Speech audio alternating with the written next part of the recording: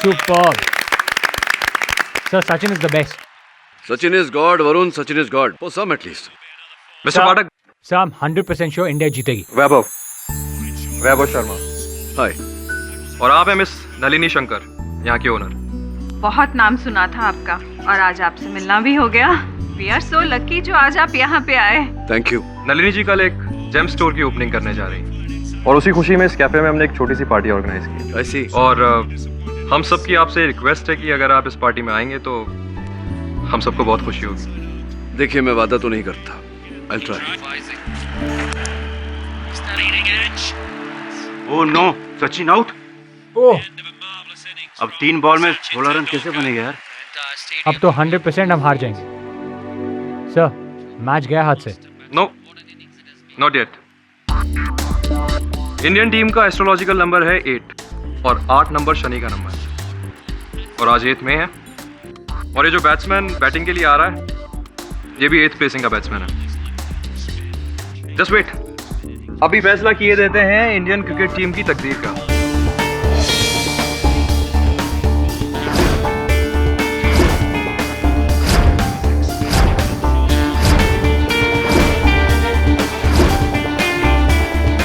ये लीजिए, आज इंडियन क्रिकेट टीम को कोई नहीं हरा सकता।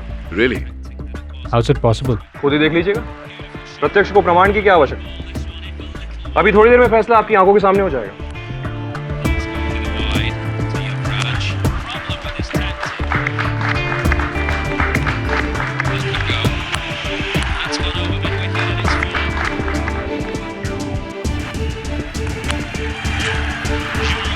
Superb. क्या बात है. सही कहा था आपने. आपने कैसे ये क्या कैलकुलेशन किया? I'm sorry, मैंने आपको बताया नहीं, आई एम एन एस्ट्रोलॉजर, ज्योतिषी हूँ। Oh, I see. आपको मेरे हुनर पे कोई शक तो नहीं है ना? इसके बाद तो कोई शक नहीं रहा. मिस्टर पाठक, मैं आपको एक पर्सनल रीजन के लिए भी इस पार्टी में इनवाइट करना चाहता था। एक्चुअली कल की पार्टी में मेरी वाइफ भी आने वाली है और मुझे मेरी वाइफ से कुछ सिवियर प्रॉब्लम है जो कि मैं आपके साथ डिस्कस करना चाहता हूँ। देखिए वैभव जी, मैं क्रिमिनल लॉयर हूँ. इस प्रकार के घरेलू केसेस नहीं लेता.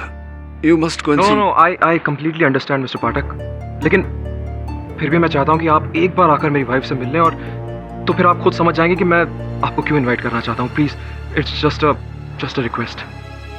We'll see. I will be glad to have you there sir. Thank you.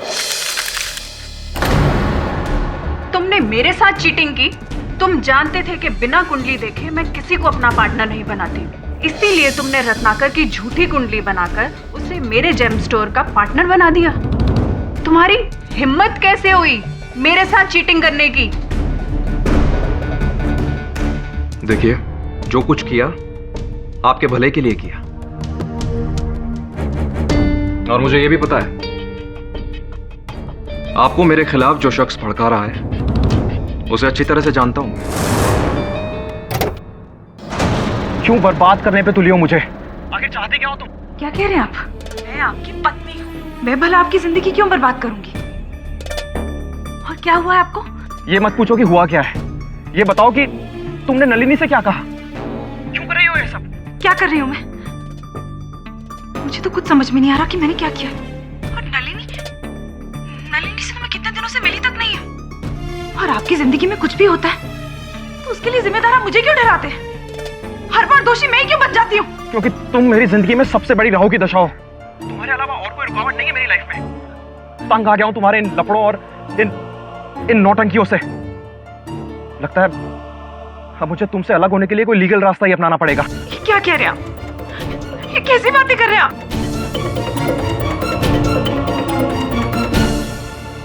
अगर अवनी ने नलिनी को कुछ नहीं बताया तो फिर कौन हो सकता है?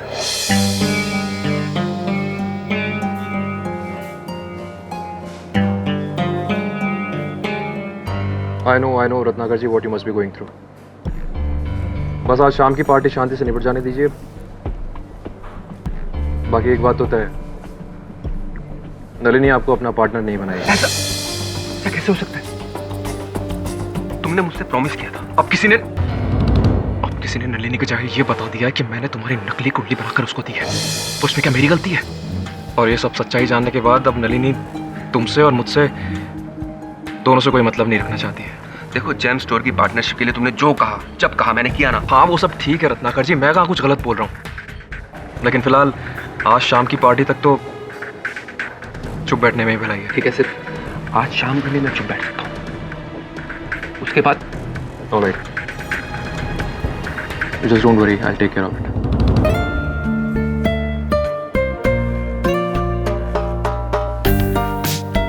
वेलकम मिस्टर पाठक, आइए आइए। हमें पूरा विश्वास था कि आप इस पार्टी में जरूर आएंगे और हमारे इस विश्वास को बनाए रखने का बहुत बहुत शुक्रिया। Thank you for having us here. आपको कुछ खास लोगों से मिलवाना है। रत्नाकर जी, आप हैं मिस्टर पाठक और मिस्टर रत्नाकर नलिनी जी के business manager. Come on, I show you something interesting. या एक्सक्यूज मी। एक आविष्कार, एक अद्भुत सॉफ्टवेयर जिसमें आपका प्लेस ऑफ बर्थ और डेट ऑफ बर्थ डालने पर आपकी पूरी कुंडली, भूत, वर्तमान और भविष्य सब सामने आ जाता है। साथ ही आपकी कुंडली के चार्ट के स्कैन होने पर ये कंप्यूटर आपकी पर्सनल डिटेल्स भी बता सकता है। ये रघु है, मेरे असिस्टेंट और इस स्टोर के टेक्निकल मैनेजर भी, और नलिनी जी से तो आप मिल ही चुके हैं। Why don't you give it a shot? Please try. Varun, please fill in your personal details. I mean your place of birth, date of birth, name. एक बार आपने अपनी पर्सनल इंफॉर्मेशन इस सॉफ्टवेयर में फिल कर दी तो ये कंप्यूटर हमेशा उसे याद रखेगा और आपको समय समय पर यह बताता रहेगा कि आपको कब कौन सा जेम पहनना है। साथ ही हमारे जेम स्टोर के जितने भी मेंबर्स हैं उनकी इसी तरह से समय समय पर हम एस्ट्रोलॉजिकल हेल्प करते रहेंगे। और हमारे कैलकुलेशन के हिसाब से इस वक्त आपको एमरल्ड यानी पन्ना पहनना चाहिए। Excuse me mister Pathak, this is my wife Avni Sharma. And Avni, mister Pathak इस शहर के सबसे फेमस लॉयर।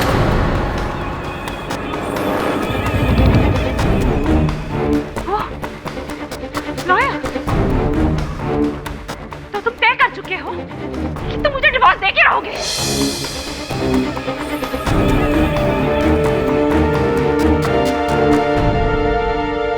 ऐसी कोई बात नहीं है, मेरी बात मुझे तो लगा था तुम मुझे डराने के लिए धमकियां दे रहे हो, पर नहीं, तुम ऑलरेडी डिसाइड कर चुके हो कि तुम मुझसे छुटकारा पाना चाहते हो। अपनी ऐसा कुछ नहीं है, मेरी बात समझने की कोशिश करो, तुम गलत समझ रही हो। मुझे देखो, तुम लॉयर से मिल रहे हो, तुम मुझे छोड़ना चाहते हो। नहीं, मेरी बात सुनो, तमाशा मत करो, लोग देख रहे हैं। क्या सुनो? क्या सुनो? You are a cheater, cheater हो तुम। के बाद तुम्हारी शक्ल नहीं देखना चाहती मैं, नफरत करती हूँ तुमसे। अपनी शांत हो जाओ, लोग देख रहे हैं। शांत हो जाओ? क्यों शांत हो जाओ? असली शांति तो मुझे तब मिलेगी जब मैं तुम्हारी लाश देखूंगी, लाश देखूंगी तुम्हारी।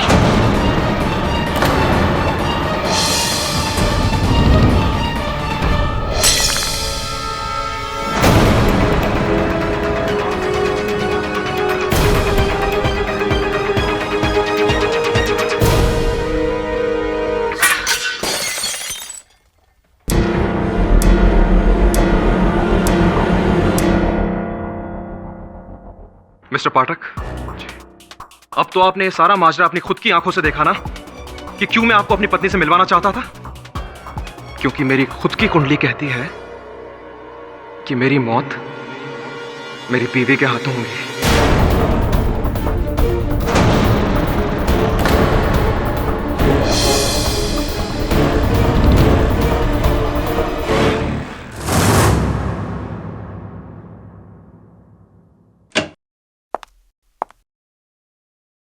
आइए आइए अवनी जी, बैठिए। क्या बात है, बहुत परेशान लग रही है। I am so sorry mister Pathak, मैंने आपके साथ कल बहुत बदतमीजी की। मैं बहुत शर्मिंदा हूँ। पता नहीं मुझे क्या हो गया है। मुझे लगता है मैं पागल हो गई हूँ। अगर मैं पागल नहीं होती तो आपके साथ इतनी बदतमीजी क्यों करती, इतना मिसबिहेव क्यों करती? क्या कह रही हैं आप? कब किया आपने मेरे साथ बुरा बर्ताव? किसने कहा आपसे? वैभव ने। मतलब ऐसा कुछ हुआ ही नहीं क्या? तो वैभव ने मुझसे झूठ क्यों कहा? ये सब कुछ मेरे डिप्रेशन की वजह से हो रहा है। पता नहीं मुझे क्या हो रहा है। डर लगता है कि कहीं मैं कुछ कर ना बैठूं। देखिए, कुछ नहीं होगा, बस अच्छे डॉक्टर से अपना इलाज कराइए, सब ठीक हो जाएगा। मेरा इलाज संभव नहीं है। इस डिप्रेशन की वजह वैभव है, उसकी प्रेडिक्शन है। उसका मानना है कि मैं उसे मार डालूंगी। आप ही बताइए कि मैं अपने पति को क्यों मारूंगी?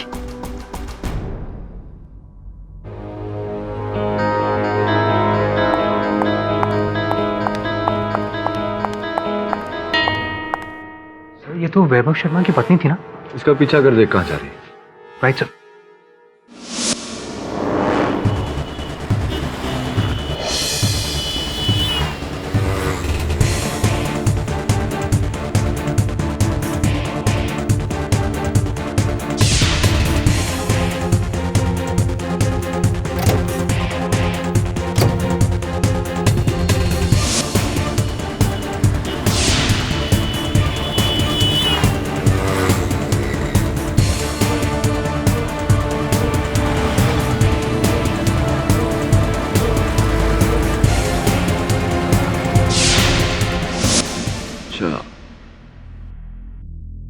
वरुण, तेरी छानबीन से जो जानकारी प्राप्त हुई है उससे एक बात तो स्पष्ट है कि यहाँ दो तरफा आंख बिचौली का खेल खेला जा रहा है। एक तरफ वैभव अवनी को पागल करार देने की कोशिश कर रहा है, तो दूसरी तरफ अवनी भी संदेहजनक काम कर रही है। एक काम कर, वैभव को फोन लगा, मीटिंग करवा। Okay sir.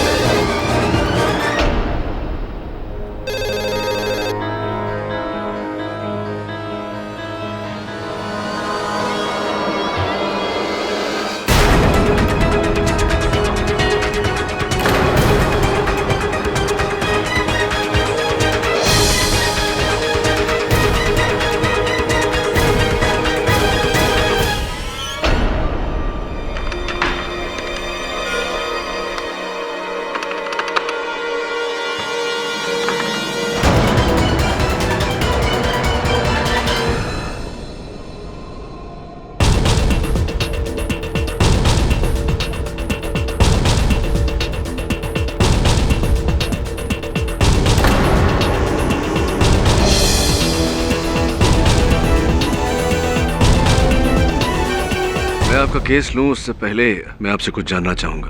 उस दिन जब आप मेरे ऑफिस आए, उसके बाद अपने घर गई, आपने अपने लेटर बॉक्स में कुछ रखा था। क्या रखा था? जी उसमें 10 लाख रुपए थे, वैभव को दिए थे किसी ने, और वो पैसे मुझे अपने भाई के रिहेबिलिटेशन सेंटर के लिए भेजने थे।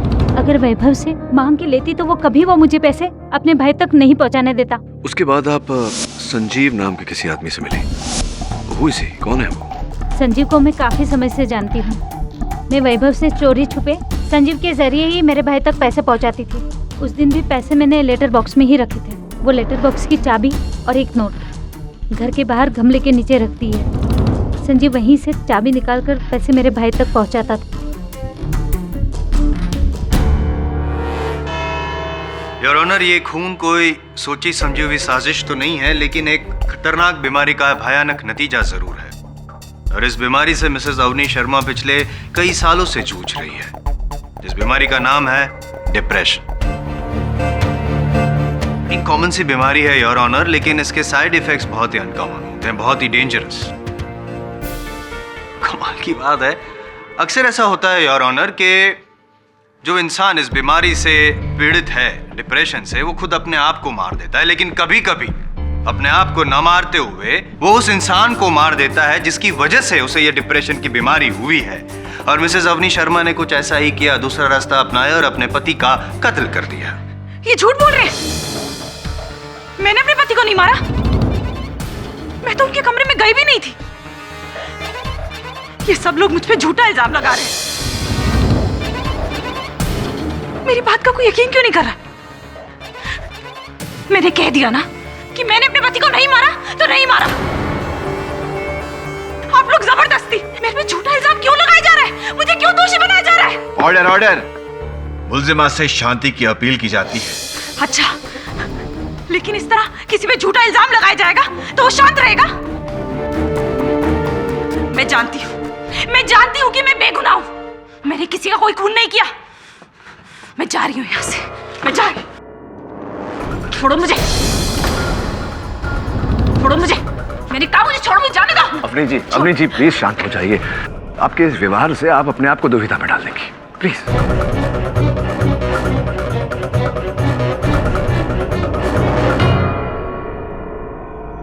Please please. क्षमा चाहता हूं यार। Your honour, Mrs Avni Sharma के स्वरूप को, इस टेम्पर को आपके साथ साथ यहाँ पे अदालत में मौजूद सभी ने देखा। कुछ ऐसा ही महसूस किया होगा इन्होंने जब इन्होंने अपने पति का खून करने से कुछ क्षण पहले कुछ ऐसा महसूस किया होगा शायद इन्होंने। और योर ऑनर, एस्ट्रोलॉजर वैभव शर्मा, उनको कौन नहीं जानता, उनके प्रेडिक्शंस को कौन नहीं मानता। सभी जानते हैं कि एस्ट्रोलॉजर वैभव शर्मा के प्रेडिक्शंस कभी गलत आज तक साबित नहीं हुए। और उन्होंने खुद अपने लिए भविष्यवाणी की थी कि मेरा खून मेरी पत्नी के हाथों ही होगा, और वैसा ही। योर ऑनर, बड़ी हास्यमय बात कर रहे हैं जायसवाल साहब। केवल वैभव जी की भविष्यवाणी के आधार पर ये मेरे मुवक्किल को हत्यारिन प्रमाणित करना चाहते हैं। और कोई साक्ष्य, कोई सबूत है आपके पास, या बस यूं ही? इन्हें गुनहगार साबित करने के लिए मेरे पास कई सबूत है पाठक साहब। उनमें से एक तो मैं अभी अभी आपको दिखा देता हूँ। योर ऑनर, ये वैभव शर्मा की डेड बॉडी के पास से ये शोपीस पाया गया है, और फॉरेंसिक जांच के हिसाब से इस शोपीस पर वैभव शर्मा के ब्लड पार्टिकल्स भी पाए गए हैं। और इससे साफ जाहिर होता है कि वैभव शर्मा का खून इस औरत वाली शोपीस से ही किया गया है। और जांच करने से और एक बात पता चली है योर ऑनर कि इस शोपीस पर जिसके उंगलियों के निशान हैं वो और कोई नहीं और अवनी शर्मा ही है।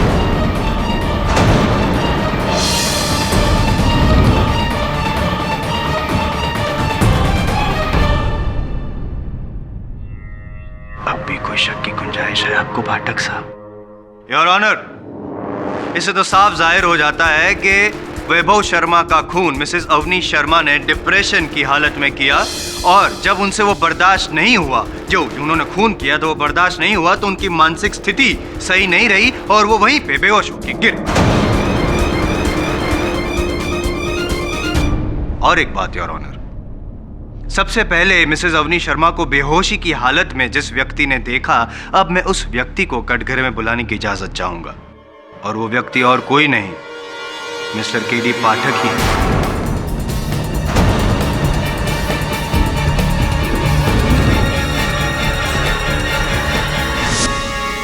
एक ही सवाल पूछूंगा, आपने पुलिस को जो बयान दिया है पाठक साहब, क्या वो सही है? जी, सत्य है। सत्य है तो लगे तो और एक सवाल पूछ ही लूं। पूछिए।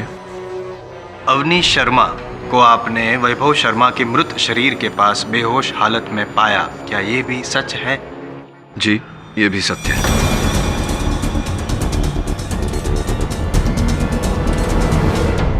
Thank you. वापस आ सकते हैं मेरे साथ? जी नहीं जाऊंगा। हाँ, आपके प्रश्न भले ही शेष हो गए हों, आपके साक्षी से प्रतिपक्ष प्रश्न करना चाहेगा।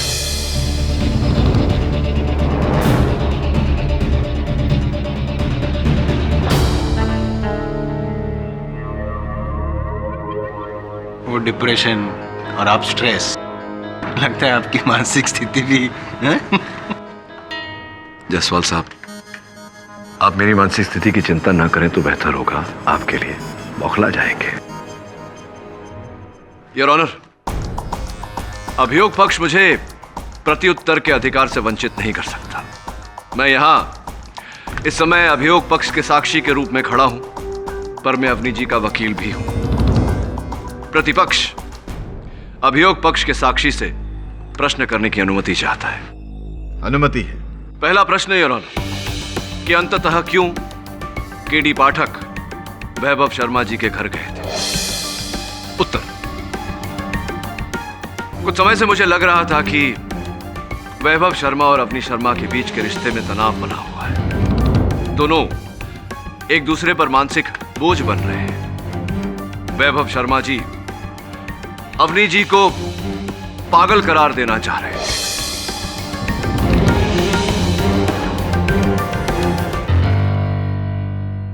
भविष्यवाणी में उन्होंने कहा था कि उनकी मृत्यु उनकी पत्नी के हाथों होगी। संभवतः यही कारण था योर ऑनर अवनी जी के मानसिक ग्लानि का, इनके डिप्रेशन का, इनके अपने पति से भयभीत होने का। इस रिश्ते में अंततः क्या घटा, इस बारीकी को समझने के लिए मैं वैभव शर्मा जी के घर गया था। दूसरा प्रश्न योर ऑनर, जब केडी पाठक वैभव शर्मा जी के घर पहुंचे, सर्वप्रथम उन्होंने क्या देखा? उत्तर योर ऑनर, सर्वप्रथम मैंने किसी व्यक्ति को गाड़ी में बैठकर जाते हुए देखा।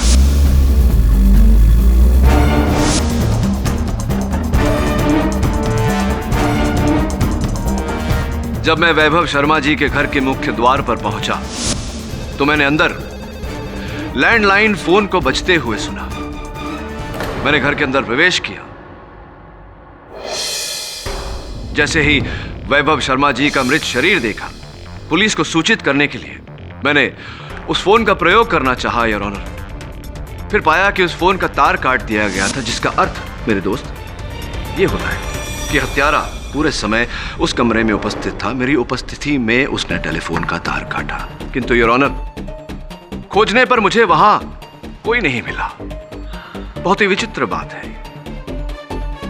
योर ऑनर, विचित्र बात भी है और ऑब्जेक्शनेबल भी। केडी पाठक, जो गवाह केडी पाठक यहाँ पे कटघरे में खड़े हैं, वो वकील केडी पाठक का रूप लेके कोर्ट को गुमराह कर रहे हैं, कहानियां बना रहे हैं। आप अपने इस डबल रोल में मुझे कंफ्यूज नहीं कर पाएंगे केडी पाठक साहब, क्योंकि आपकी मुवक्किल को गुनहगार साबित करने के मेरे पास और भी सबूत है। योर ऑनर, मैं जेम स्टोर की मालकिन मिसेस नलिनी शर्मा को कटघरे में बुलाने की इजाजत चाहूंगा, अगर आप जगह खाली करें तो। उस दिन जब पार्टी में वैभव ने केडी पाठक को अवनी से मिलवाया और ये कहा कि ये बहुत बड़े लॉयर हैं, तो इसी बात पे अवनी बहुत भड़क गई और उसने बहुत हंगामा किया। असली शांति तो मुझे तब मिलेगी जब मैं तुम्हारी लाश देखूंगी तुम्हारी।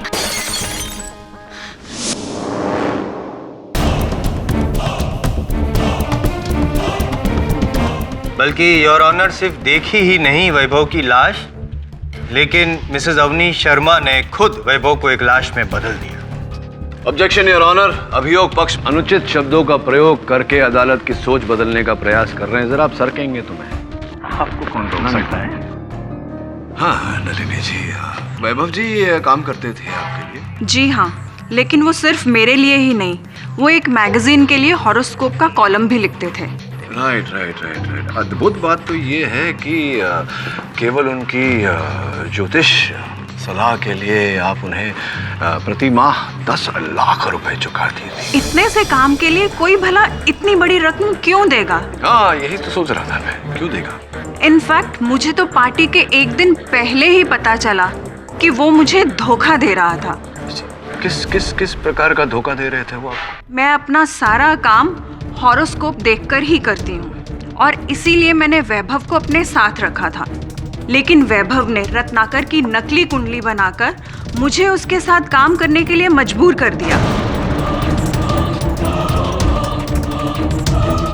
और ये बात मुझे तभी पता चल गई थी कि वैभव ने रत्नाकर की गलत कुंडली मुझे दिखाई है और इसी बात को लेकर मैं उससे बहुत नाराज थी।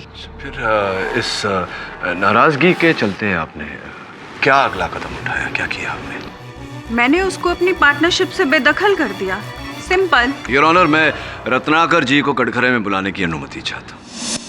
अभी नलिनी जी ने अपने कथन में कहा कि आपने वैभव जी से गलत कुंडली बनवाकर भागीदारी की उनके व्यवसाय में। सच है ये बात? जी हाँ, सच है।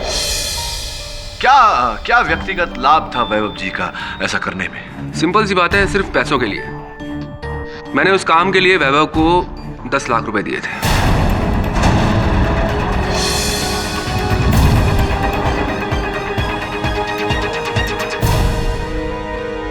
आपने झूठी कुंडली बनवाकर, झूठ बोलकर किसी के व्यवसाय में भागीदारी की और इसका आपके मन में कोई मलाल नहीं। मलाल किस बात का इसमें?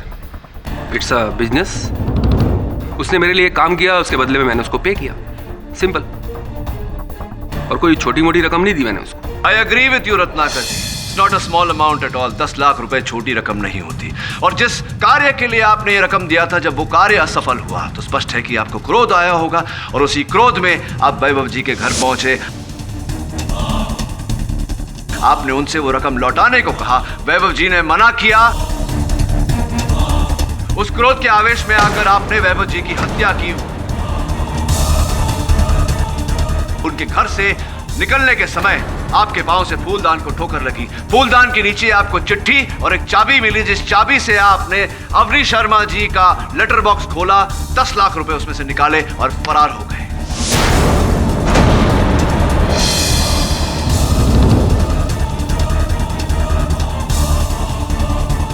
ये सरासर झूठ है। ये झूठ नहीं, यही सच है। अरे पाठक साहब, चिल्ला चिल्ला कर एक ही बात बार बार कहने से असत्य सत्य में बदल नहीं जाता। ऐसा ही कुछ आपने मुझे कभी कहा था। ये जो आपका तरीका है ना, गोल गोल घुमा के गुमराह करना गवाह को और सच उगलवा देना, ये स्टाइल पुराना हो गया। आपकी इस बात को साबित करने के लिए आपको सबूतों की भी आवश्यकता होगी, और आप जैसे काबिल वकील को यह समझाना जरूरी नहीं समझता मैं। अब आप बताइए कि क्या आपके पास कोई सबूत है? आवाज मैं भी ऊंची कर सकता हूं। है कोई सबूत? आपसे पूछ रहा हूं मैं। नहीं है, कोई सबूत नहीं है योर ऑनर, ये साबित करने के लिए कि रत्नाकर जी उस रात वैभव शर्मा के घर गए थे। लेकिन मेरे पास सबूत है।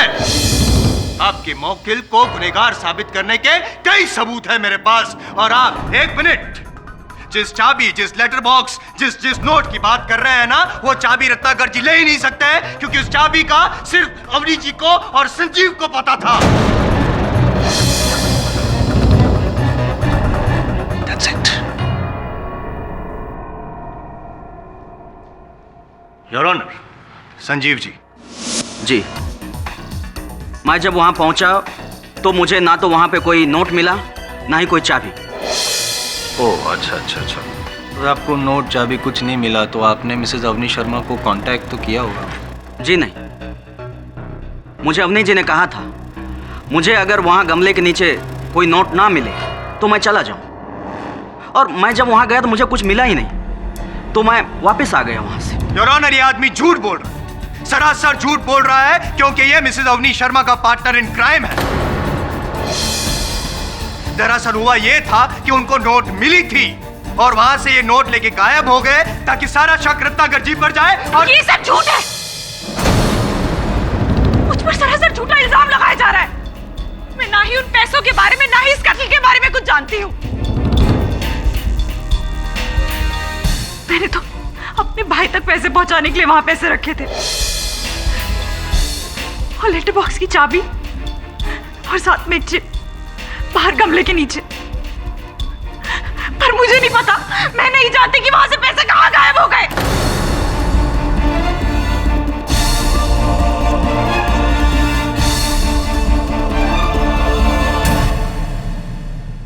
जज साहब, मैंने कुछ नहीं किया, मुझे फंसाया जा रहा है।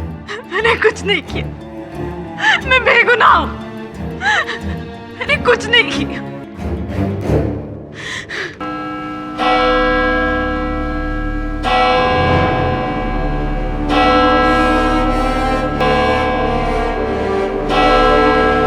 यह अदालत अगली तारीख तक के लिए मुलतवी की जाती है। हाय सर, एक काम की न्यूज़ है। पुलिस को वैभव की टेबल से कुछ कुंडलियां मिली, जिन्हें वो उस रात स्टडी कर रहा था। ये रही उसकी जेरॉक्स कॉपीज।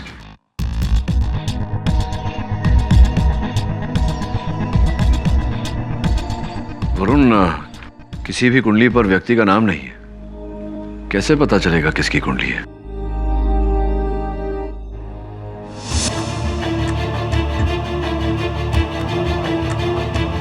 उस पार्टी के दिन वैभव कह रहा था कि पार्टी में उपस्थित हर अतिथि की कुंडली उसके कंप्यूटर सॉफ्टवेयर में दर्ज है। जी हाँ, इस कंप्यूटर में सबकी कुंडलियां हैं और सबके डिटेल्स हैं। अच्छा, तो क्या आप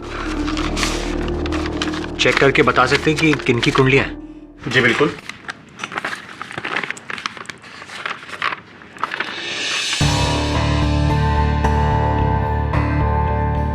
ये कुंडली मिस्टर केडी पाठक की है। ओके।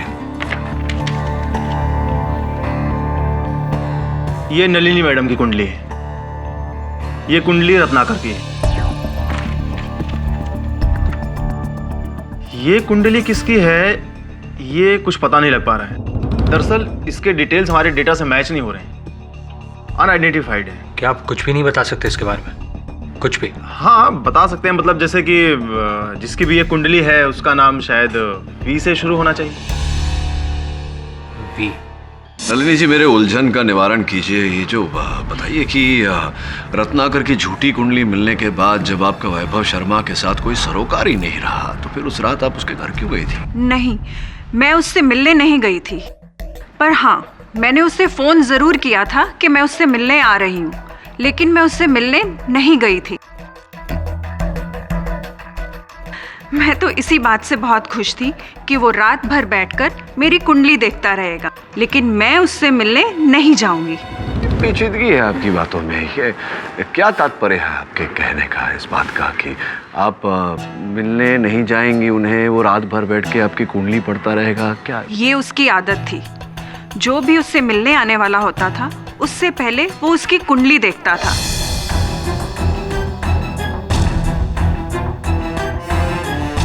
और उसके बारे में सारी जानकारी हासिल करता था। कर रहा था योर ऑनर, यानी कि मर चुके हैं ये तो साबित हो चुका है, और जो इंसान मर चुका है उसकी हॉबीज के बारे में जानकारी हासिल करके पाठक साहब अदालत का वक्त बर्बाद कर रहे हैं, ऐसा मुझे लग रहा है। क्यों? क्या हासिल होगा ये जानकारी हासिल करके पाठक साहब? आखिर नलिनी जी का वैभव की मृत्यु के साथ क्या रिश्ता हो सकता है? योर ऑनर, नलिनी जी का वैभव जी की मृत्यु के साथ रिश्ता हो न हो, उस चौथे व्यक्ति का इस हत्या के साथ रिश्ता अवश्य है। उस रात को वैभव शर्मा की मेज पर 4 कुंडलियां थी, एक मेरी, एक नलिनी जी की, रत्नाकर जी की और चौथी कुंडली किसी गुमनाम व्यक्ति की। उस गुमनाम व्यक्ति को मैं कटघरे में बुलाऊं उससे पहले रत्नाकर जी को बुला के उनसे जरा बातचीत करने की अनुमति चाहता हूं। रत्नाकर जी, नलिनी जी ने अपने कथन में कहा कि वैभव शर्मा जी जब व्यावसायिक रूप से किसी की प्रतीक्षा कर रहे होते तो उस व्यक्ति की कुंडली निकालकर पढ़ लिया करते थे। उस रात उनके मेज पर 4 कुंडलियां थी, जिनमें से एक आपकी थी रत्नाकर जी। जी हाँ, मैं उस रात उसके पास जाने तो वाला था लेकिन नहीं जा पाया। अच्छा, आप भी जाने वाले थे किंतु गए नहीं। पिछली सुनवाई में अभियोग पक्ष महोदय बड़ा गला फाड़ फाड़ कर सबूत मांग रहे थे। सबूत ये है कि जिस गाड़ी को मैंने वहां से जाते हुए देखा था वो आप ही की गाड़ी है। कृपया कर बताइए, मुझे समझाइए कि अगर आप वहां गए ही नहीं तो आपकी गाड़ी वहां क्या कर रही थी? देखिए, मैं वैभव से मिलने गया था, लेकिन जब मैं वहां पहुंचा तो मैंने देखा कि वैभव की डेड बॉडी वहां पड़ी है। ऐसे में मैं घबरा गया। मुझे लगा कि शायद इल्जाम मुझ पर ना आ जाए, इसलिए मैं वहां से जितनी जल्दी हो सके वहां से निकल गया। फूलदान के पास आपको फिर वो चिट्ठी और चाबी भी मिली थी और उस चाबी से आपने 10 लाख रुपए लेटर बॉक्स से निकाले थे। सबूत है इसका मेरे पास। उस लेटर बॉक्स पर आपकी उंगलियों के निशान मिले हैं।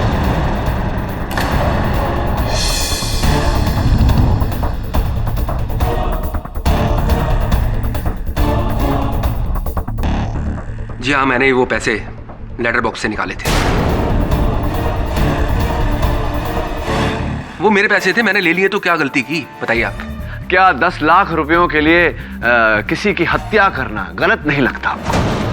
नहीं नहीं, मैंने वैभव को नहीं मारा। देखिए, मैं आपकी सारी बातें मानने को तैयार हूं। ये भी मानने को तैयार हूं कि मैंने यहाँ बात बात पर झूठ बोला है, लेकिन ये बात मानने को बिल्कुल तैयार नहीं हूं कि मैंने वैभव का खून किया ना। देखिए रत्नाकर जी, वैभव शर्मा की हत्या करने का कारण तो था आपके पास, था या नहीं? वैभव की हत्या करके मुझे क्या मिलने वाला है? मुझे तो अपने पैसे चाहिए थे, वो मुझे मिल गए। मैंने वैभव का खून नहीं किया। रत्नाकर जी, एक बात तो आपने स्वयं स्वीकार किया है कि हत्या होने के बाद आपको वो रुपए वहां से मिले, सही है ये? हाँ। क्षमा चाहता हूं योर ऑनर।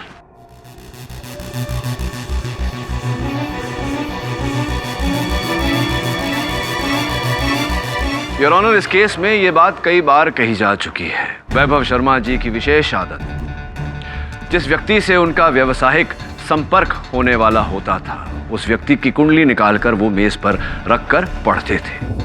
योर ऑनर, अदालत में ये बात भी कही जा चुकी है कि उस रात वैभव शर्मा जी की मेज पर 4 कुंडलियां रखी थी। एक मेरी, दूसरी नलिनी जी की, तीसरी रत्नाकर जी की और चौथी किसी गुमनाम व्यक्ति की। अब वैभव शर्मा जी तो रहे नहीं कि हमें बताएं कि वो चौथी कुंडली किसकी थी। मैं उनके सहायक रघु को कटघरे में बुलाकर ये इस बात की पुष्टि करना चाहूँगा। रघु जी, वो जब मेरे सहायक वरुण आपके स्टोर के कंप्यूटर पर ये 4 कुंडलियां मैच करवा रहे थे, तो 3 कुंडलियों की तो जानकारी मिल गई थी, मेरी, नलिनी जी की और रत्नाकर जी की। चौथी जो है उसकी जानकारी नहीं मिल पाई थी। दरअसल 3 कुंडलियों का रिकॉर्ड हमारे पास था, चौथे का नहीं था। चौथे का रिकॉर्ड आपके पास नहीं था, किंतु उसी कुंडली को नलिनी जी के कंप्यूटर पर जब हमने मैच करवाया तो उसके बारे में कुछ जानकारी प्राप्त हुई है हमें। जन्म दिनांक 9/12/1973, जन्म स्थान लखनऊ, जन्म का समय 2:35। क्या कहा था आपने मेरे सहायक वरुण से कि जिस व्यक्ति की ये कुंडली है उसका नाम व से शुरू होना चाहिए? जी। तो ये सब जानकारी पाकर अब क्या विचार उठ रहा है आपके मन में? किसकी हो सकती है ये कुंडली? कौन हो सकता है वो व्यक्ति जिसका नाम व से शुरू होता है? बड़ी दिलचस्प बात है कि ये सारी जानकारी आपकी है। आप 9/12/1973 को पैदा हुए थे लखनऊ में 2:35 पर। मिस्टर विजय रघु प्रसाद।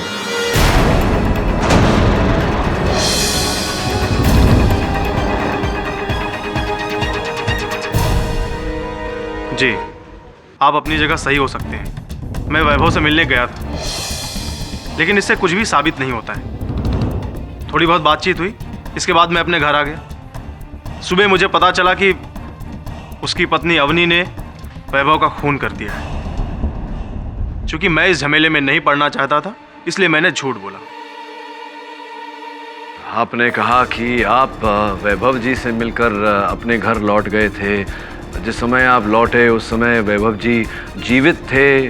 माननी पड़ेगी आपकी बात मुझे रघु जी, क्योंकि और कोई सबूत तो है नहीं मेरे पास। अब फिर से प्रोसिक्यूटर महोदय गला फाड़ फाड़ कर सबूत की मांग करेंगे। चलिए, आपकी बात मान लेते हैं। बस एक छोटी सी समस्या है, अगर आप उसका निवारण कर दे तो आपका बहुत आभार मानूंगा। ये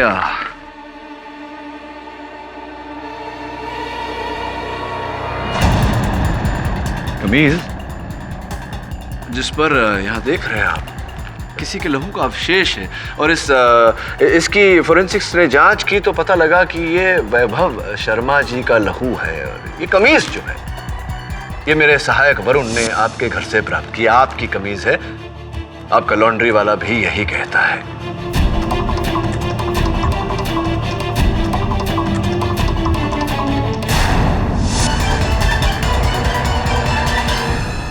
हाँ, मैंने मारा वैभव को।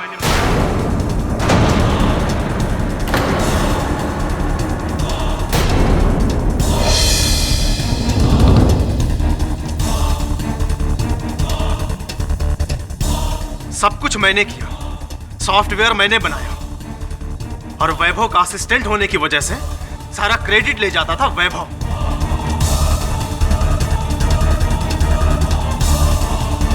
मुझे लगा कि जब तक ये वैभव जिंदा रहेगा मुझे क्रेडिट मिलने वाला नहीं है। इसलिए मैंने वैभव को गलत साबित करने की सोची। मैंने नलिनी मैडम को बताया कि किस तरह से वैभव ने रत्नाकर की गलत कुंडली बनाई और उसे मैडम की कुंडली से मैच कराकर उनका बिजनेस पार्टनर बना दिया। लेकिन मैंने देखा कि इससे भी कुछ होने वाला नहीं है।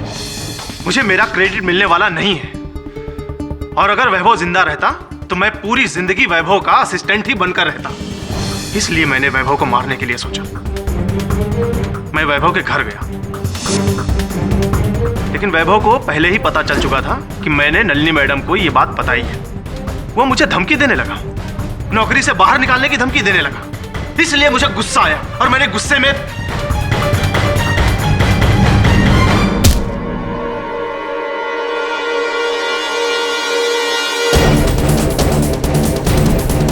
और वो वहीं पर मर गया।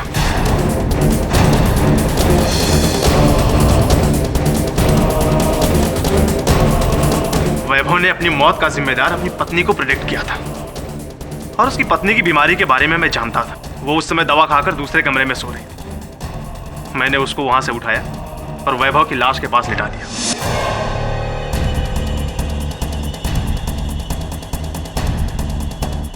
और उसकी उंगलियों के निशान मैंने ही इस मूर्ति पर लगाए।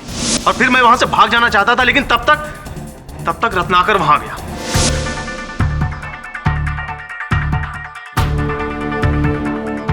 रत्नाकर के जाने के बाद मैं निकलना ही चाहता था, तब तक फोन की घंटी बजने लगी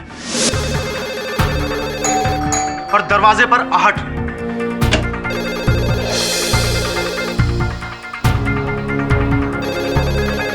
मैंने फोन का तार काट दिया। इसके बाद मैंने देखा कि केडी पाठक अंदर आए और फिर मौका पाते ही मैं भाग निकला।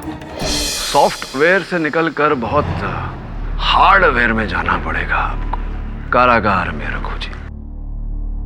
तो डिफेंस रेस्ट चलो। तमाम गवाहों और सबूतों को मद्देनजर रखते हुए यह अदालत अवनी शर्मा को बाइज्जत बरी करती है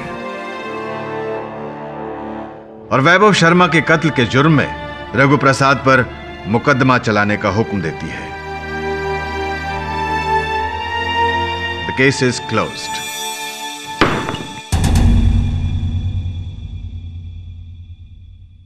पाठक साहब। जी जायसवाल साहब। आप हर बार हर केस जीत क्यों जाते हैं, पता है आपको? नहीं बताइए। क्योंकि आपका जो बृहस्पति है ना, वो बहुत स्ट्रांग है। वो वैभव शर्मा ने जो आपकी कुंडली बनाई थी, प्रेडिक्शंस जो आपके बारे में किए थे, वो मैंने देखे। ओह ऐसे। अब वैभव जी ने आपकी कुंडली तो नहीं पढ़ी, लेकिन मुझे ऐसा लगता है जायसवाल साहब के इस समय आपके शनि और मंगल दोनों आप पर भारी चल रहे हैं।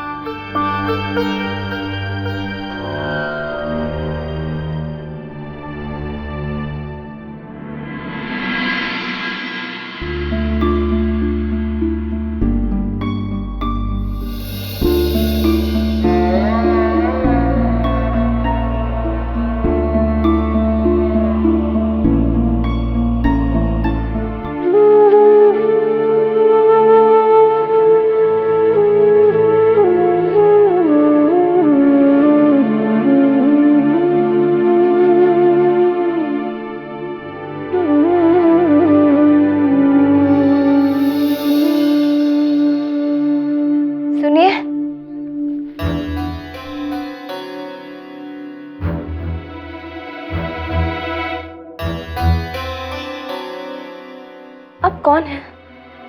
मैंने आपको उस दिन हॉस्पिटल के बाहर भी देखा था, जब माँ एक्सपायर हो गई थी, और उनके अंतिम संस्कार पे भी देखा था।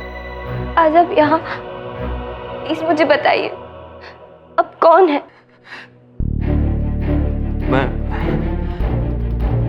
मैं तुम्हारा पापा हूँ। Your father. पापा? आप मेरे पापा हैं? पापा?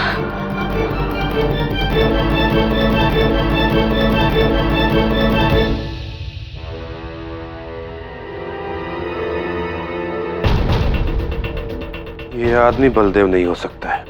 जरूर कोई फ्रॉड है जो पूजा का पिता बन के आया है। ताकि उसकी सारी जायदाद पे अपना कब्जा जमा सके। पर ये फ्रॉड है या वाकई में पूजा का पिता है, इस बात का पता कैसे चलेगा? और बलदेव को कोई जानता है तो वो बड़े भाई साहब जोगिंदर जी, उन्हीं से पता करना पड़ेगा। पापा, मुझे आज तक नहीं समझ में आया, आखिर आप हमें छोड़कर क्यों चले गए थे? बेटा, हालात ही कुछ ऐसे हो गए थे कि मेरे पास इसके अलावा और कोई चारा नहीं था। लेकिन अब तो मैं वापस आ गया हूं ना। लेकिन अगर आप माँ के होते हुए आते तो उन्हें बहुत अच्छा लगता। वो आखिरी सांस तक सिर्फ आपको ही याद करती रही। लेकिन नानी आपसे बहुत नफरत करती थी। लेकिन माँ आपको हमेशा डिफेंड किया करती थी। वो कहती थी कि हर सिक्के के दो पहलू होते हैं और हमें दोनों पहलुओं को देखना चाहिए। बड़े मामा जी आए। मामा जी आए हैं।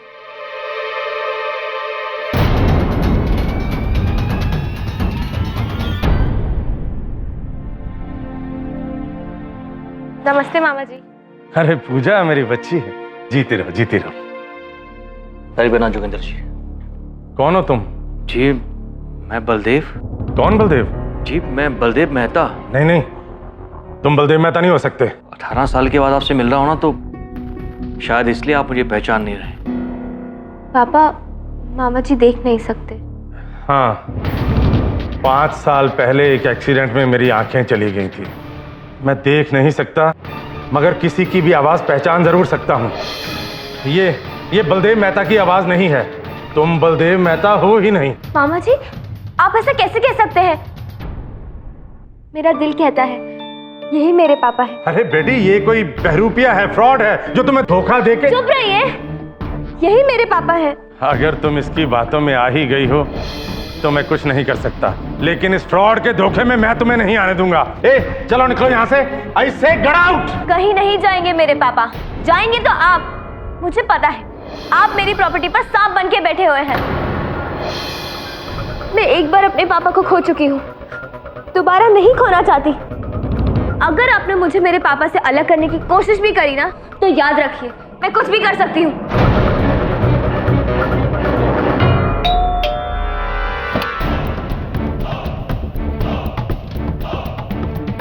कहिए।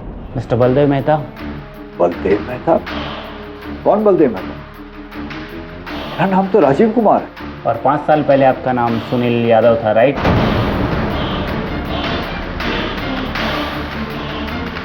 कौन है? मैं कौन हूँ ये जानने से ज़्यादा ज़रूरी आपके लिए ये है कि आप कौन हैं। अगर आप अभी ये कहना चाहते हैं कि आप बलदेव मेहता नहीं हैं, तो फिर क्या आप इन्हें भी नहीं जानते?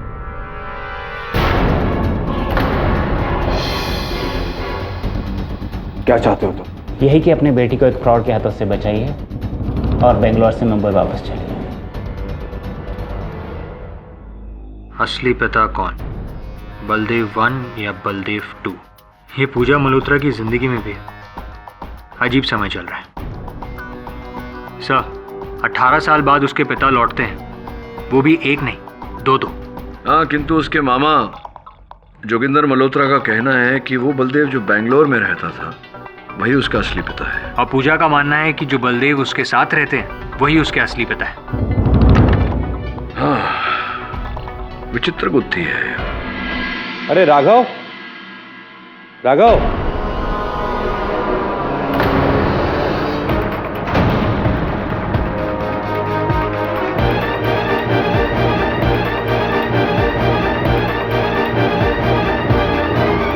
भाई साहब,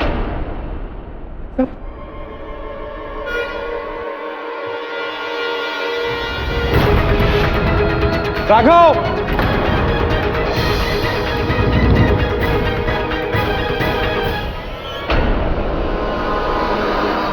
हेलो। हाँ इंस्पेक्टर साहब। अच्छा राजवीर जी, आपको इनकी हत्या के बारे में कैसे पता चला? जी मैं यहाँ 7 बजे तक पहुँच गया था। अपने ऑफिस से सीधा मैं यहीं आया। भाई साहब से जरूरी बात करनी थी, लेकिन यहाँ आकर के देखा कि उन्हें किसी ने मार दिया।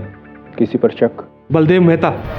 जब भाई साहब ने दोनों बलदेव मेहता के डीएनए टेस्ट करवाए तो वो बलदेव मेहता इस बात से डरा हुआ था कि कहीं उसकी असलियत सामने ना आ जाए घबराया हुआ था वो। बलदेव मेहता जी। घर में कोई है?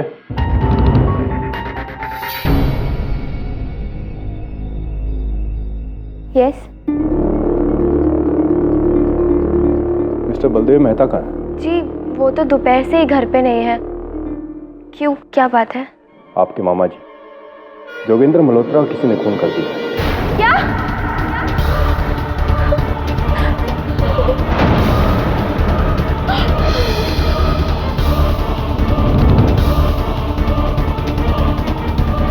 आप आज शाम 6 से 7 के बीच कहाँ थी? जी मैं किसी काम से बाहर गई। बलदेव मेहता जैसे ही वापस आए प्लीज हमें इन्फॉर्म कीजिए। जी थैंक यू।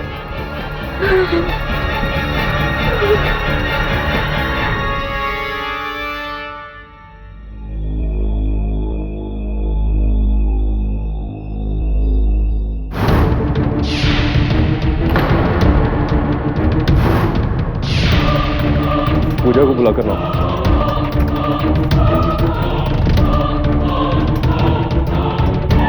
ये गाड़ी आपकी है? जी हाँ। चाबी दो, तलाशी लो।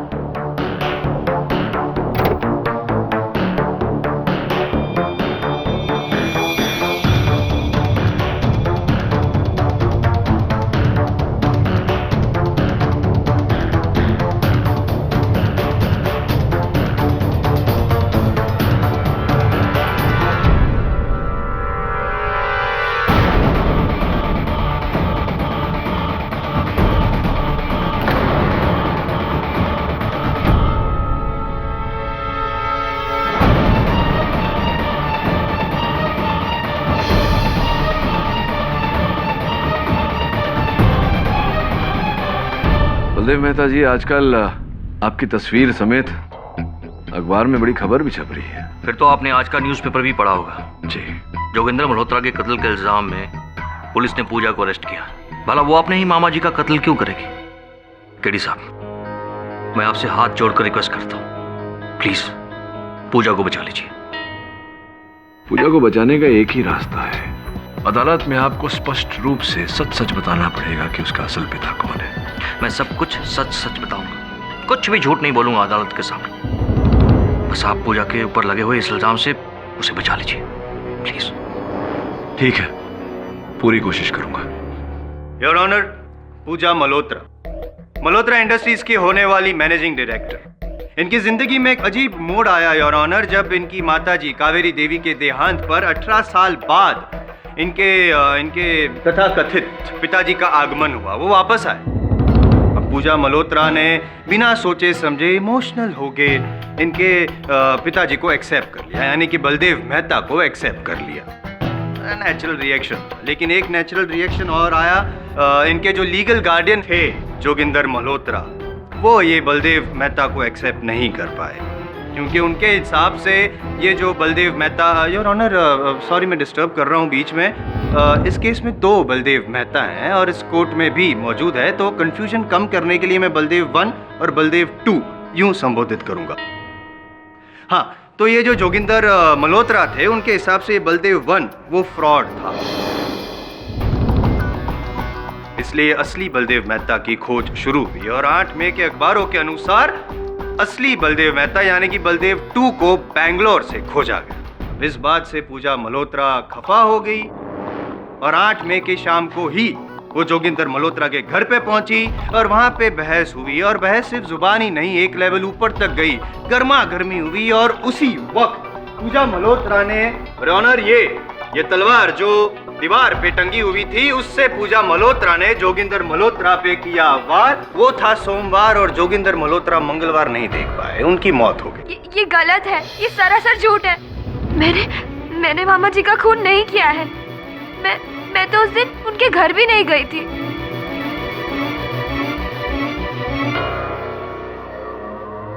आप झूठ बोल रही हैं, ये आपको पता है? मुझे पता है।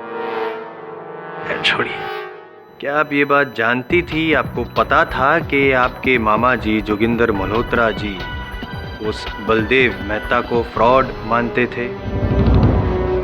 आप इस बात से भी नाराज थी कि आपके मामा जी ने बलदेव नंबर 1 और बलदेव नंबर 2 दोनों का डीएनए टेस्ट करवाया। हाँ, मैं मानती हूँ कि मैं इन सब चीज़ों की वजह से उनसे नाराज ज़रूर थी, पर इसका मतलब ये नहीं है कि मैंने उनका खून किया है।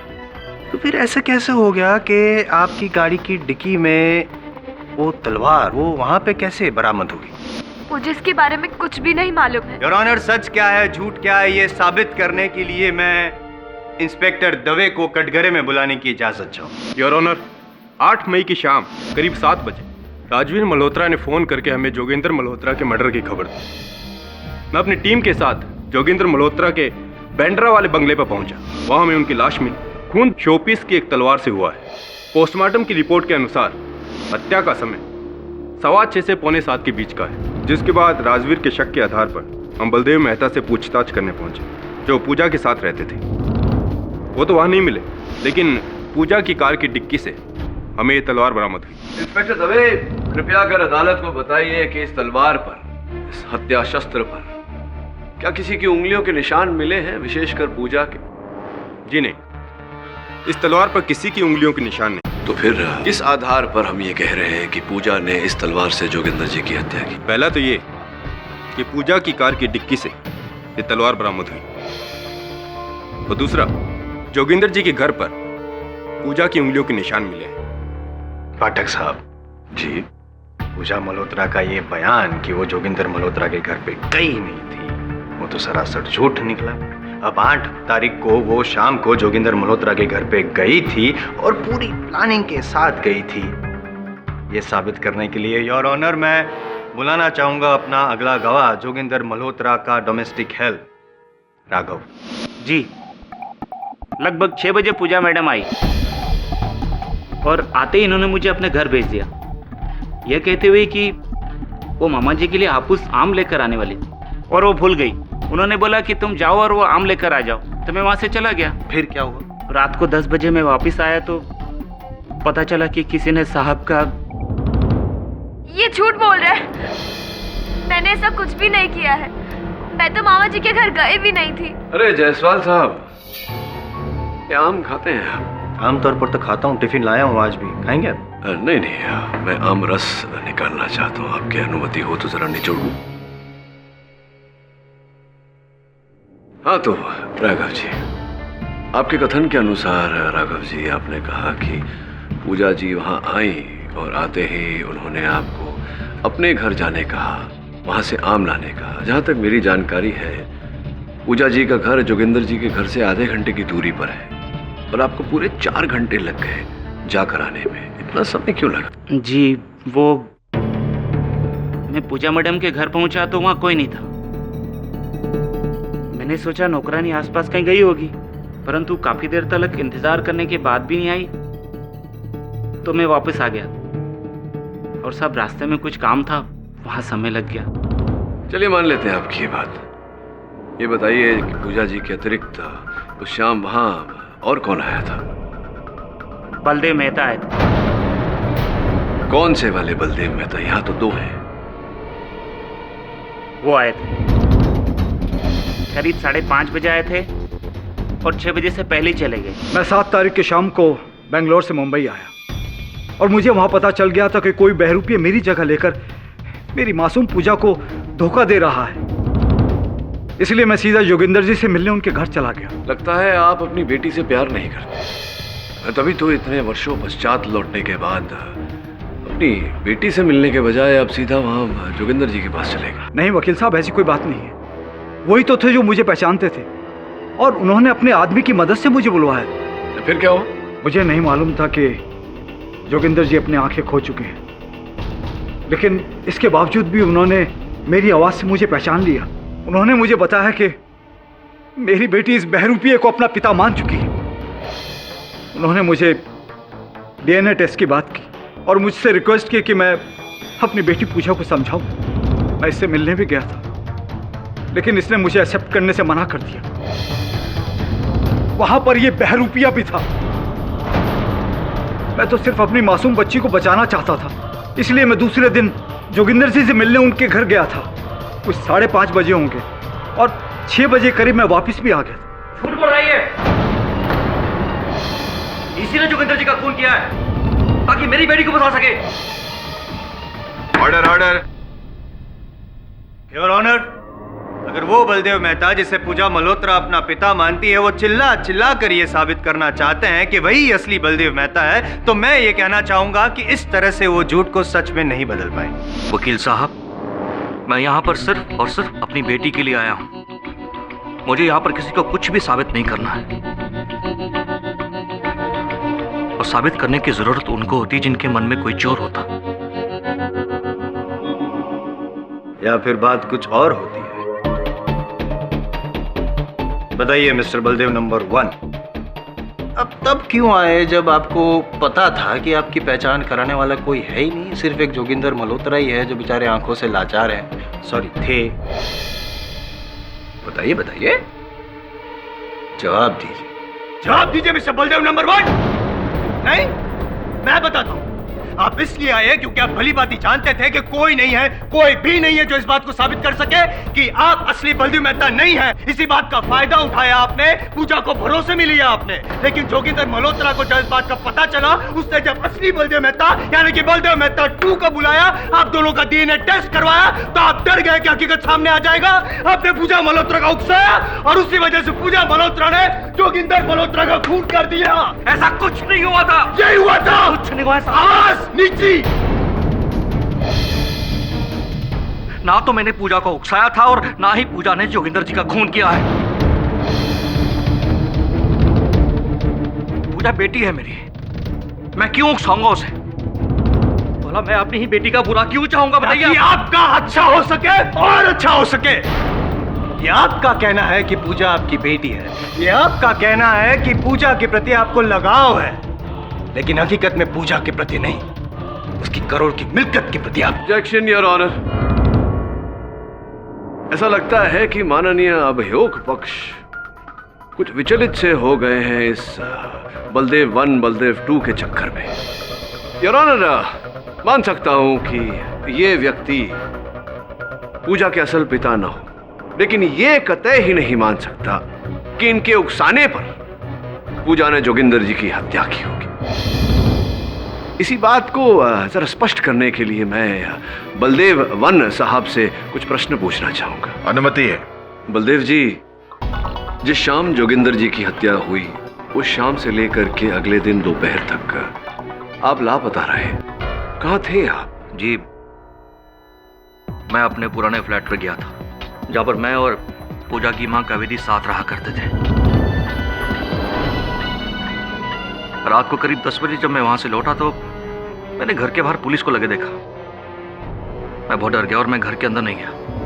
और सुबह मुझे खबर मिली कि पूजा को पुलिस ने अरेस्ट कर लिया है, और मैं सीधे आपके ऑफिस में चला आया। मैं सिर्फ अपनी बेटी की बेगुनाही चाहता हूं। मेरी बेटी किसी का खून नहीं कर सकती, किसी का भी नहीं। ना ही मुझे किसी की जायदाद का कोई लालच है, और ना ही मुझे किसी के पैसे से कोई लेना देना। एक्सक्यूज मी मिस्टर जायसवाल साहब,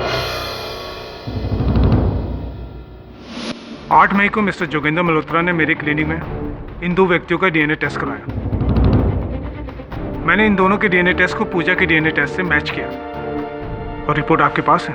तो इस रिपोर्ट के मुताबिक क्या आप जज साहब को बता सकते हैं कि असली बलदेव मेहता कौन है? यहाँ पे कोर्ट में 2 बैठे हैं, बलदेव नंबर 1 और बलदेव नंबर 2। जी, मेरी रिपोर्ट के मुताबिक इन दोनों में असली बलदेव मेहता वो है।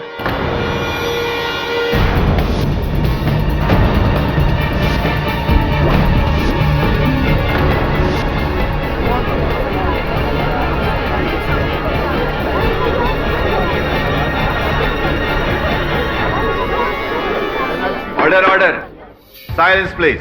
यानी कि बलदेव नंबर 2। जी योर ऑनर, अब इस बात को साबित करने के लिए कि बलदेव नंबर 1 ने ही पूजा मल्होत्रा को उकसाया था, इस बात को साबित करने के लिए एक और गवाह को यहाँ पे कटघरे में बुलाना चाहूंगा। जोगिंदर मल्होत्रा के छोटे भाई राजवीर मल्होत्रा। जी, ये घटना मेरे सामने की ही थी। जब भाई साहब ने, मेरा मतलब है जोगिंदर भाई साहब ने हम सबको डॉक्टर सक्सेना की क्लिनिक में आने के लिए कहा था, हम सब वहाँ पहुँचे थे, और ये धोखेबाज जो पूजा के साथ ही रह रहा था, पूजा के साथ ही वहाँ आया था।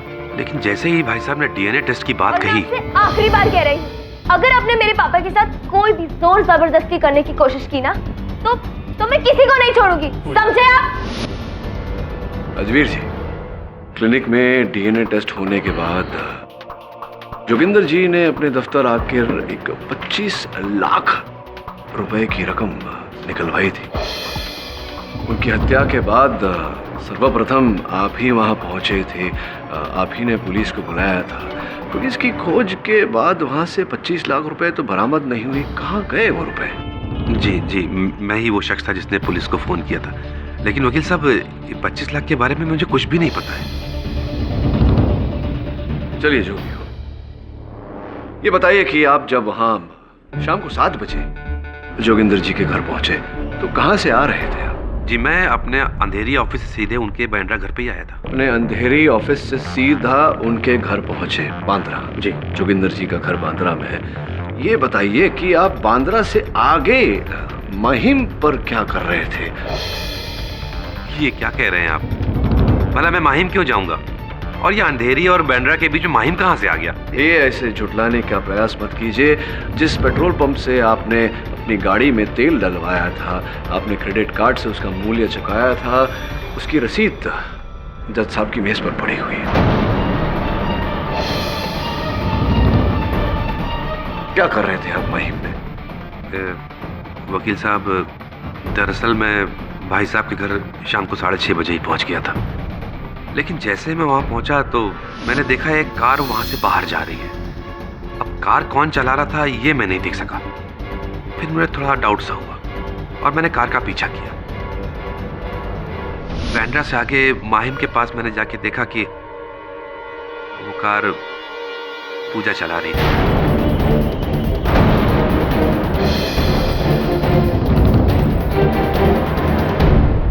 मैं वहीं रुक गया और पेट्रोल डलवा के वापस भाई साहब के घर पे आ गया। लेकिन जब मैं अंदर कमरे में गया तो देखा कि भाई साहब की मौत हो चुकी है। Thank you mister Pathak. My name है आप सीनियर नहीं, मतलब जूनियर्स की कितनी मदद करते हैं आप। Thank you so much. क्या है कि जब, अगर आपको याद हो कि जब केस शुरू हुआ था ये वाला, तब पूजा मल्होत्रा ने ये कहा था कि वो तो कभी जोगिंदर मल्होत्रा के घर पे गई नहीं। अगर गई ही नहीं थी तो फिर मिस्टर राजवीर ने उनको वहां पे देखा कैसे?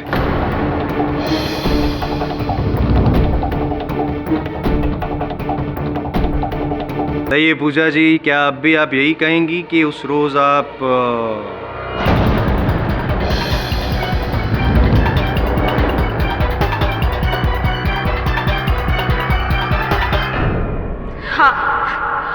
हाँ, मैं मामा जी के घर शाम के 6 बजे गई।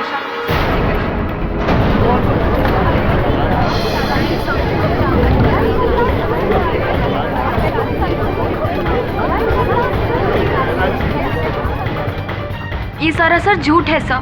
मैं जब मामा जी के घर गई थी तब उनका नौकर राघव वहीं था। मैंने उसे कहीं नहीं भेजा। तुमने पहले झूठ क्यों बोला था कि तुम वहां गई ही नहीं थी? I am sorry sir. वो क्या है ना कि जब मेरे घर पे पुलिस आई थी और मेरी कार से उन्हें खून से सनी हुई तलवार मिली थी, मैं बहुत डर गई थी। पूजा, अदालत में ये साबित हो चुका है कि असल बलदेव मेहता वही है जिसकी पहचान जोगिंदर मल्होत्रा ने की थी। तुम्हें क्या लगता है? सर, मेरा दिल कहता है कि जो मेरे साथ रहते हैं वही मेरे पापा हैं। पर इस वक्त कुछ भी कहना या कुछ भी मानना मेरे लिए पॉसिबल नहीं रहा। विचित्र गुत्थी है ये, और ये गुत्थी तब तक नहीं सुलझने वाली जब तक ये पता नहीं चल जाता कि दोनों बलदेव मेहता में से तुम्हारे असल पिता कौन है। एक बात बताओ, तुम्हारी माताजी के पास उनकी कोई तस्वीर थी या कोई ऐसी वस्तु जिससे उनकी पहचान हो सके? जी नहीं, मेरी नानी ने मेरे पापा की सारी निशानियां मिटा दी थी। पर हाँ, एक फ्लैट था जहाँ मेरे मम्मी पापा रहा करते थे जब वो साथ थे, मतलब जब उनकी शादी हुई थी। पर अब तो वो फ्लैट बंद रहता है। I see.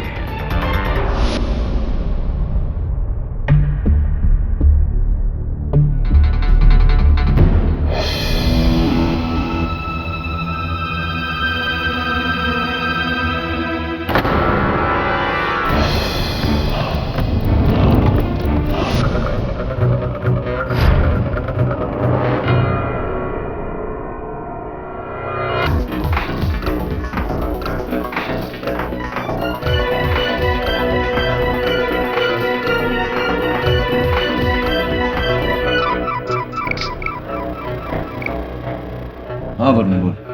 Good, well done. एक और काम कर।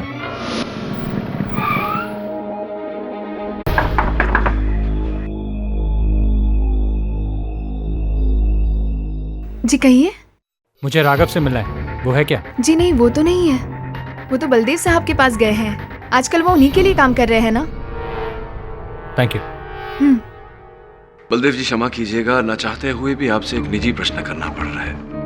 18 वर्ष पूर्व ऐसा क्या हुआ था जिसके कारण आपको अपने परिवार, अपनी धर्मपत्नी, अपनी 1 साल की छोटी बेटी को छोड़कर जाना पड़ा था?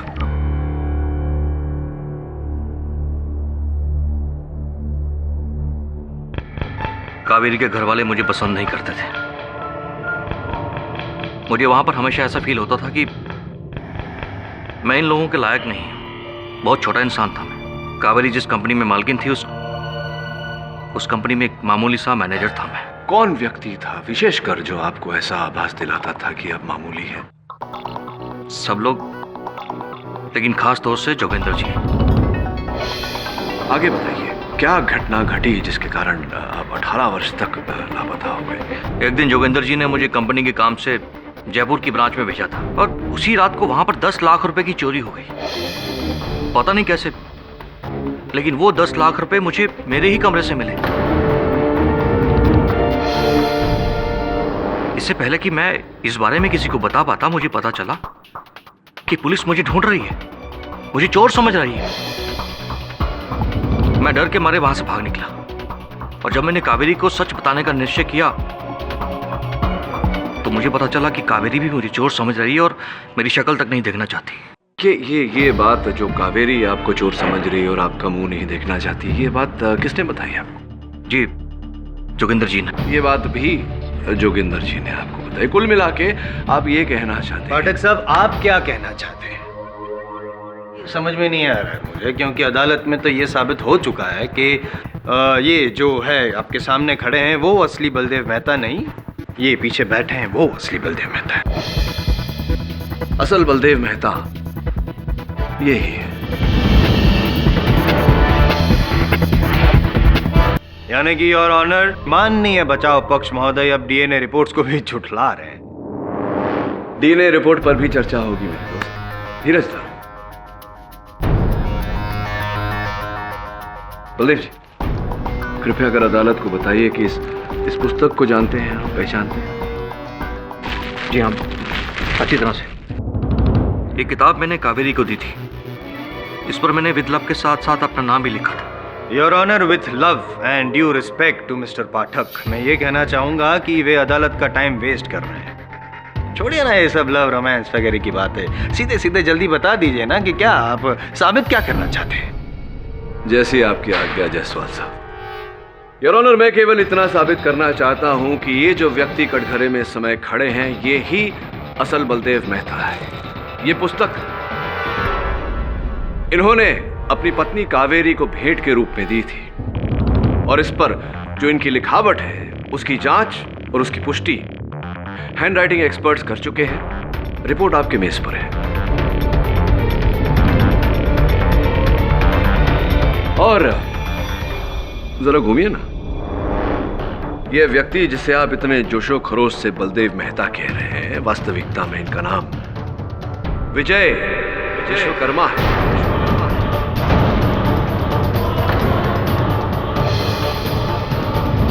मैं नहीं मानता इस बात को योर ऑनर। कैसे कह सकते हैं पाठक साहब कि जो पीछे जनाब बैठे हैं वो विजय विश्वकर्मा है और बलदेव मेहता नहीं, जबकि जोगिंदर मल्होत्रा ने खुद पहचान की है उनकी, और यहाँ तक कि डीएनए रिपोर्ट्स में भी यही साबित हुआ है कि ये जो पीछे बैठे हैं जनाब वही बलदेव मेहता है, और डीएनए रिपोर्ट्स भी यही कहती है। अटक गई है आपकी जायसवाल साहब डीएनए रिपोर्ट्स पर, तो चलिए आपका ये काम भी किए देते हैं। योर ऑनर, डीएनए रिपोर्ट्स की पुष्टि करने के लिए मैं डॉक्टर किशोर सक्सेना को एक बार फिर से कटघरे में बुलाना चाहूंगा।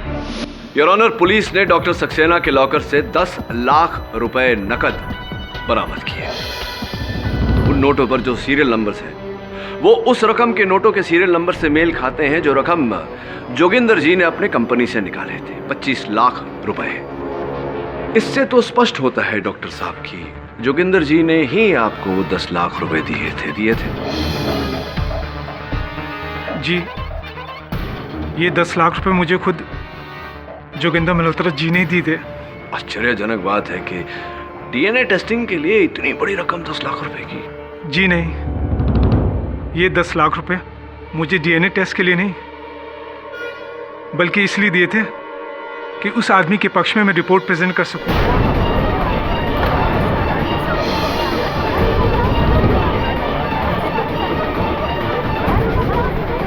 वकील साहब, ये आदमी झूठ बोल रहा है। अरे भला जोगिंदर जी किसी को रिश्वत क्यों देंगे? लगता है किसी ने इसे झूठ बोलने के लिए मजबूर किया है। तो आइए, आप आकर सत्य बोलिए।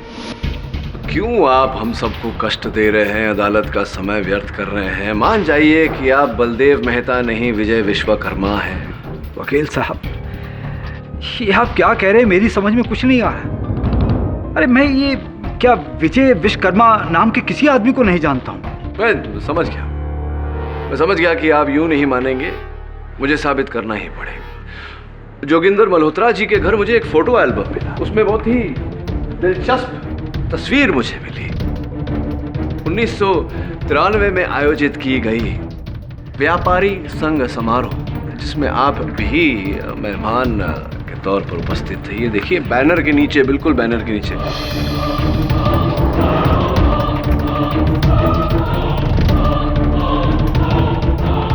आप ही है ना? नहीं। योर ऑनर, मैं चाहता हूं कि आप गौर से इस तस्वीर को देखें। 1993 का व्यापारी संघ समारोह, बैनर के नीचे मिस्टर विजय विश्वकर्मा खड़े हैं।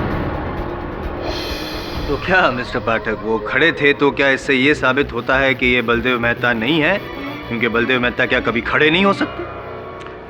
योर ऑनर, मैं जानता था कि मेरे होनहार मित्र ये प्रश्न अवश्य उठाएंगे, इसलिए मैंने 1993 में रखी गई व्यापारी संघ समारोह की छानबीन की इंटरनेट पे, तो नाम समेत इनकी छवि पाई, मिस्टर विजय विश्वकर्मा।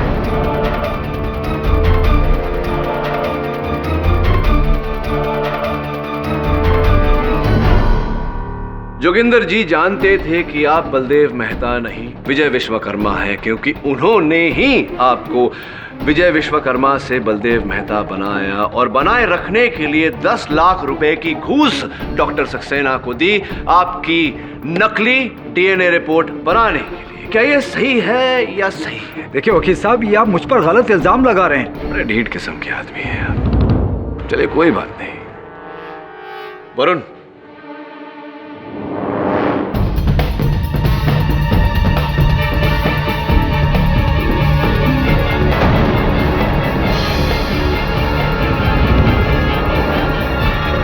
इन महिला को तो जानते होंगे आप, पहचानते होंगे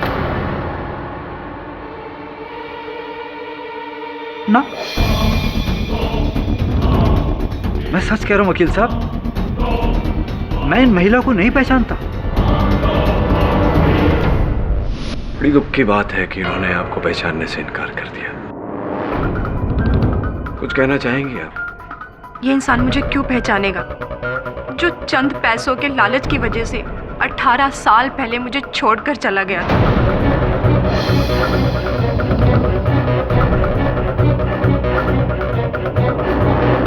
और कभी इन्होंने पलटकर ये तक जानने की कोशिश नहीं की कि मैं कैसी हूँ, कहाँ हूँ, किस हाल में हूँ, जिंदा भी हूँ या मर गई। तो ये देखिए हमारे शादी के कुछ फोटोग्राफ्स। क्या ये इंसान इन्हें भी झुठला देगा?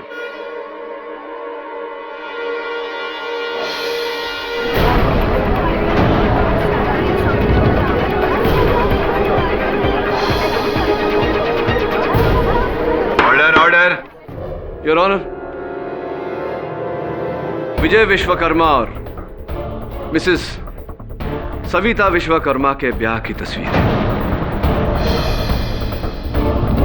मैं हर प्रकार से प्रमाणित कर चुका हूं कि ये व्यक्ति झूठ बोल रहा है। ये बलदेव मेहता नहीं, विजय विश्वकर्मा ही है।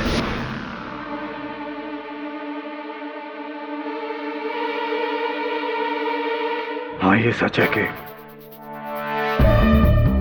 मैं ही विजय विश्वकर्मा।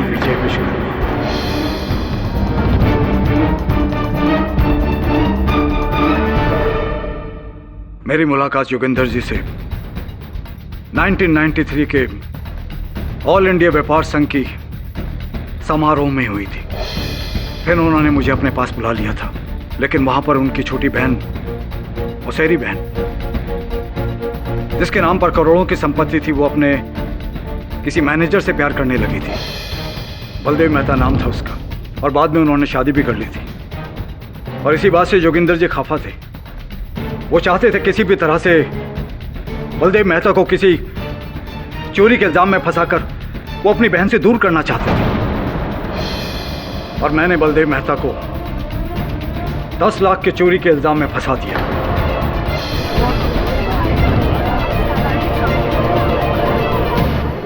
जोगिंदर जी ने बलदेव मेहता से कहा कि उनकी बहन को उसकी चोरी का पता चल गया है और वो भी उन्हें चोर समझती है, और वो सारी जिंदगी उसका मुंह नहीं देखना चाहती। बस इसी बीच बलदेव मेहता वहां से चला गया। ये बताइए, जोगिंदर जी तो स्वयं आपको लेकर आए थे, इस जाल में उन्होंने स्वयं आपको शामिल किया था, और आपको बलदेव मेहता साबित करने के लिए उन्होंने ही प्रयास किया था। यहाँ तक कि 10 लाख रुपए की रिश्वत देकर आपके समर्थन में उन्होंने वो जाली डीएनए रिपोर्ट भी बनाया। आपने उनकी हत्या क्यों कर दी? वकील साहब, ये आप क्या कह रहे हैं? अरे मैं जोगिंदर जी का खून क्यों करूंगा? और राघव ने तो आपको बता दिया कि मैं तो हाँ, याद है मुझे, याद है मिस्टर विश्वकर्मा। फोरेंसिक्स की रिपोर्ट याद है मुझे, जो कहती है कि हत्या 6:15 और 7 के बीच में हुई, और राघव का कहना कि आप 6 बजे वहां से चले गए थे। सिर्फ ये बताइए कि जोगिंदर जी के स्वर्ग सिधारने के बाद राघव को क्या लालच मिली कि वो आपके साथ काम करने लगा? वकील साहब, ये आप क्या कह रहे हैं? मैं तो राघव को जानता तक नहीं हूँ। मैं जिंदगी में पहली बार उससे जोगिंदर जी के घर पर ही मिला था। फिर झूठ विश्वकर्मा जी। सत्य तो यह है कि राघव इस षड्यंत्र में आपका भागीदार था, आपका अभियुक्त था, और 2 लाख रुपयों के लिए उसने आपका इस जुर्म में साथ दिया। ये आप झूठ कह रहे हैं। आप मुझे फंसाने की कोशिश कर रहे हैं। मैं क्या फंसाऊंगा आपको विश्वकर्मा जी, आप तो स्वयं फंस चुके हैं, क्योंकि आपके राघव ने, आपके अभियुक्त ने पुलिस को अपना बयान दिया, जिसमें उसने अपना जुर्म कबूल किया है और आपका नाम भी लिया है। इंस्पेक्टर दवे, आइए।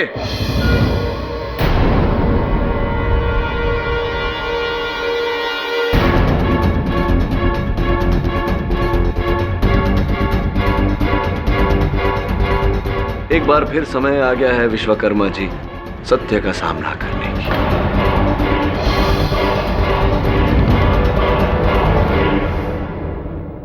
साथ नहीं दे रहा था वो, इस्तेमाल कर रहा था वो मेरा। हाँ, मुझे पैसे दे रहा था, लेकिन कितने? मुझे वो ताने चुका रहा था और खुद लाखों अरबों की दौलत पे ऐश कर रहा था वो। मुझे क्या मिला? क्या मिला मुझे? नाम बदलकर सारे शहरों में भटकना, अपने परिवार को छोड़ा सिर्फ उसके कहने पर।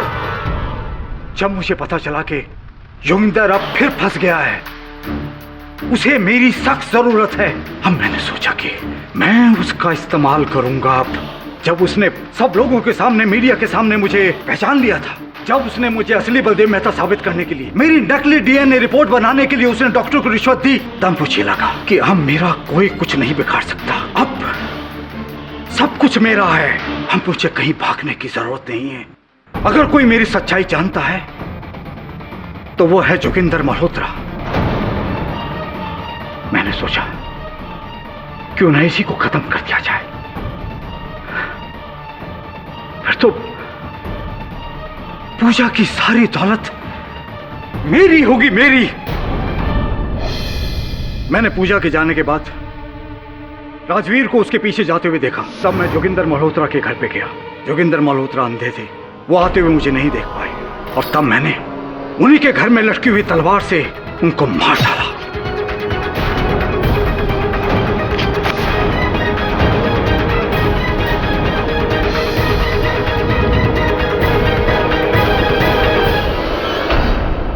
और उसके सेफ से बचे हुए 15 लाख रुपए भी मैंने निकाल लिए। लेकिन बदकिस्मती थी, राघव ने मुझे देख लिया। लेकिन मैंने राघव को समझाया और 2 लाख रुपए देकर उसे मुंह बंद करने के लिए कहा। उसने मेरी बात मान ली और वहां से चला गया। फिर मैंने तलवार पे लगे हुए अपनी उंगलियों के निशान मिटाए और उस तलवार को लेकर मैं सीधा पूजा के घर चला गया। वहां उसकी कार खड़ी देखी और उसकी डिग्गी में जाकर मैंने वो तलवार रख दी। Your honour, the defence rests. यह अदालत विजय विश्वकर्मा पर कत्ल और धोखाधड़ी के इल्जाम में केस चलाने का हुक्म देती है और साथ ही साथ राघव शास्त्री को भी गिरफ्तार करने का हुक्म देती है, जिसने इस गुनाह में इसका साथ दिया। और यह अदालत पूजा मल्होत्रा को बाइज्जत बरी करती है। The case is close. इस तरह के और भी एपिसोड देखने के लिए हमारे चैनल को सब्सक्राइब करें और बेल आइकन दबाना ना भूलें।